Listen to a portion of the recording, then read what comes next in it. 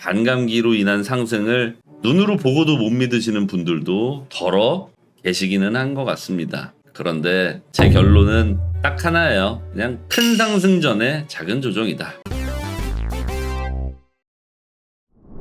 네, 안녕하십니까. 부자 그리고 예비 부자 성인 누님들, 오늘 많이 스트레스가 쌓여 있으실 것으로 추정이 됩니다. 어떻게 하냐고요? 네, 저도 지금 스트레스가 조금 올라오고 있는데, 여기서 이제 한 발짝 조금 멀리서 봤어요. 저 역시도 그냥 투자자 중에 하나일 것 같습니다. 이유는 이 정도로 스트레스가 가중될지 저도 예측을 못했거든요. 그런데 중요한 건 이제는 여러분들이 기다리셨던 바로 신규 공급 저하 반감기가 1일 앞으로 다가왔습니다. 아래로 쭉쭉쭉 시선을 내려서 보시면은 1일하고 21시간, 그러니까 47시간 정도 현재 남아있는 상태입니다. 뭐가요? 신규 공급의 저하가요. 예전에도 말씀드렸다시피 반감기 이전에는 항상 어느 정도의 조정을 보여왔었습니다. 비트코인이요. 역사적으로 조정이 아예 없었던 적은 없지만 이 정말 작은 수준의, 그러니까 거시적인, 우리가 한 발 떨어져서 보자고요. 여기를 이제 자세히 들여다보면 이것도 하락이다 라고 얘기를 할 수는 있습니다.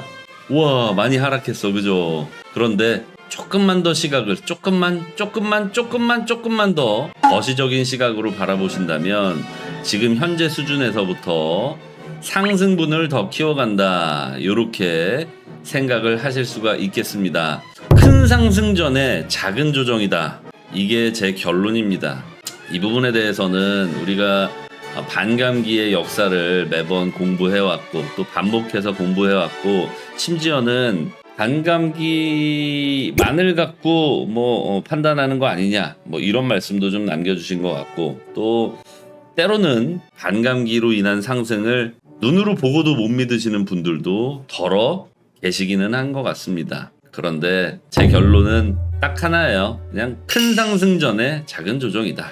그리고 요즘 들어서 이런 댓글들이 좀 있어요. 뭐냐면, 아니 쩔코 동생이랑 같이 최저점을 22년 11월에 잡았든 말든 그거는 쩔코 동생 사정이고 나는 비교적 최근에 샀는데 내 손실률은 어떡하냐, 이런 분들도 종종 계시는 것 같습니다. 아무래도 제가 이제 하락장에서부터 방송을 시작해 왔기 때문에 구독자가 그렇게 급히 늘어가는 무슨 성장세가 가파른 유튜버는 아니에요. 그리고 매번 말씀드립니다만은 저를 유튜버로 보시면 안 됩니다. 저는 그냥 일개 투자자이고, 저는 다시 한번 말씀드립니다만은 유튜브를 통해서 돈을 버는 이런 방식을 취하고 있는 사람이 아니에요. 저는 투자를 통해서 돈을 벌고 있는 투자자입니다. 그냥 단순히 제가 분석해 놓은, 그리고 제 관점을 공유 드린다는 데 있어서 저는 한치의 부끄러움도 없습니다. 그에 따라서 좀 방송을 일찍 시청하신 분들은 좀 힘든 시기를 같이 우리가 이겨내고 최저점에서 매수를 시작한 거고요. 그리고 그 최저점에서부터 거의 동일한 기간이 현재 지속이 되었습니다. 그 과정 속에서 저와 수익률이 비슷하거나 오히려 저보다 수익률이 좋으신 분들도 덜어 계실 거고요. 또 상대적으로 알트 비중이 높으신 분들은 수익률이 엄청 커졌다가 또 좀 많이 빠지고 있는 추세입니다.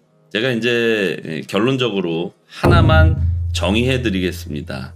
지금 힘드신 이유는요, 상대적인 저점이기 때문이에요. 예전에 이거 차트로 제가 예를 많이 들었는데, 저점에 우리가 매수를 시작했을 때도 이런 외침이 굉장히 많았습니다. 여기 저점에서 매수했으면은 이게 안정적일 것이었을 것으로 생각하시는 분들 굉장히 많이 계신데요.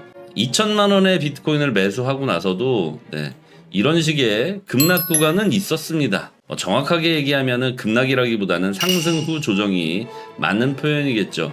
지금도 상승 후 조정 이라고 표현하는데 전혀 저는 거리낌이 없습니다. 예를 좀 들어드리자면 1원에 매수하신 분들은 어떤 뭐 쩔코인이라는 게 있는데 1원에 매수하신 분들은 아마도 코인 공모 때 매수하시거나 초기 투자자일 것으로 추정이 되고요.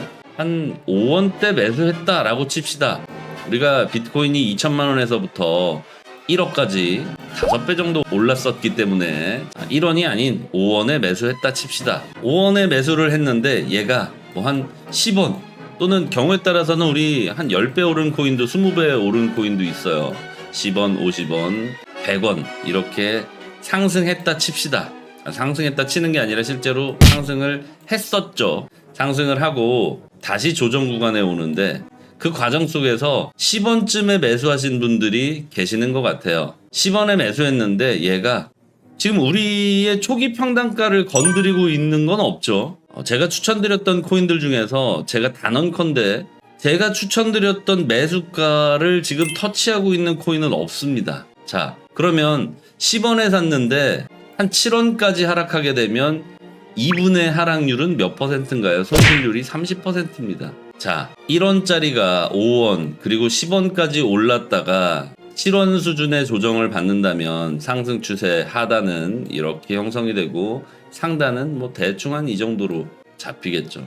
그럼 그 다음 상승 추세는 적어도 뭐 20원에서 30원까지 오르게 될 것으로 보입니다. 자, 그 과정 속에서 내가 10원에 샀어. 마이너스 30%. 이거 어떻게 해야 됩니까? 견뎌야 되나요? 자, 7원이 최저점이다 라고 생각하고 샀다 칩시다. 그런데 얘가 또 뭐 전쟁이라던가 이런 우리가 미리 예측할 수 없는 블랙스완으로 인해서 다시 5원에 살 수 있는 기회를 줬다 치자고요.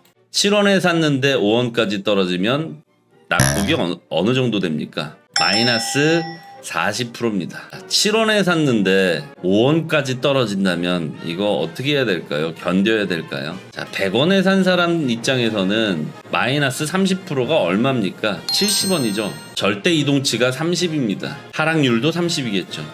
결론적으로 알트 투자하시면서 저점 잡을 때는요, 항상 절대치의 이동보다는 상대적인 손실률이 커지는 겁니다.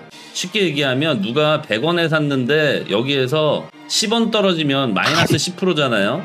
똑같이 절대 이동률은 10이라고 합시다. 근데 내가 만약에 저점인 20원 또는 뭐 그 이하에서 매수를 하는 경우에는 10원만 떨어져도 내 손실률은 50%가 되죠. 엄청난 차이죠. 왜일까요? 저점 매수자들의 공포. 제가 예전에 최저점에서 매수를 독려할 때 매번 사용했던 용어가 바로 저점 매수자들, 그것도 상대적인 최저점 매수자들의 공포는 바로 이런 것이다. 절대적인 이동치가 낮더라도 상대적인 손실률이 크기 때문에. 그렇다면 10원, 20원에는 매수하면 안 되는 건가요? 바로 이 공포를 이겨낸 사람만이 지금도 큰 돈을 벌고 있고, 그 공포를 1차로 이겨내신 분들은 우연찮게도 또는 운이 좋게도 또는 어떠한 이유에서든 하락장에서부터 방송을 시작한 제 방송을 보시고 최저점에서 매수하신 분들이실 겁니다. 그렇다면 제가 4년마다 한 번씩 오는 최고점에서 매수를 독려하는 사람일까요? 지금 현재가 많이 힘드신 분들은 내가 저점에 매수했기 때문에 상대적으로 힘이 드는 거구나 라고 생각하시고 꿋꿋이 잘 버텨내시기 바라겠습니다.